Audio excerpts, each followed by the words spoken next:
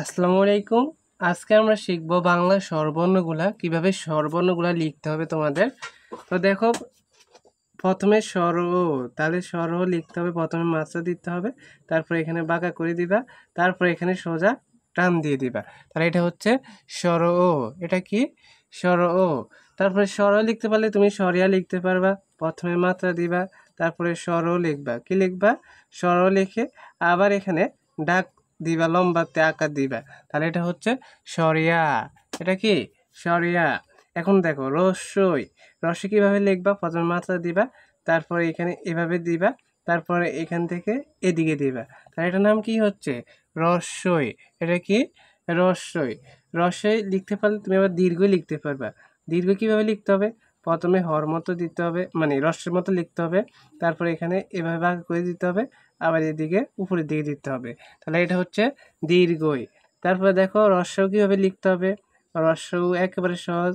এভাবে এনে তারপর উপরের দিকে এভাবে দিতে হবে, রস্যউ। তারপর আমরা দীর্ঘও লিখতে পারবো কিভাবে? দেখো রস্যর মতো লিখবো, লেখার পরে উপরের দিকে এখানে এটা একটা মাথা দিতে হবে। এটা হচ্ছে দীর্ঘাউ। এটা কি? দীর্ঘাউ। তারপরে রি, দেখো রি কিভাবে লিখতে হবে। এভাবে এনে এভাবে বাঁকা করে এভাবে সোজা দিয়ে এভাবে দিতে হবে। তাহলে এটা হচ্ছে রি। তারপরে এ। এ কিভাবে লিখতে হবে? দেখো এ। এ লিখতে পারলে আবার তুমি ওই লিখতে পারবা। ওই কিভাবে লিখতে হবে? দেখো এর মতো লিখে তারপরে এইভাবে দিতে হবে। তাহলে এটা হচ্ছে ওই।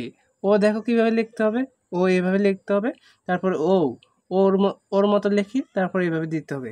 এটা হচ্ছে ও।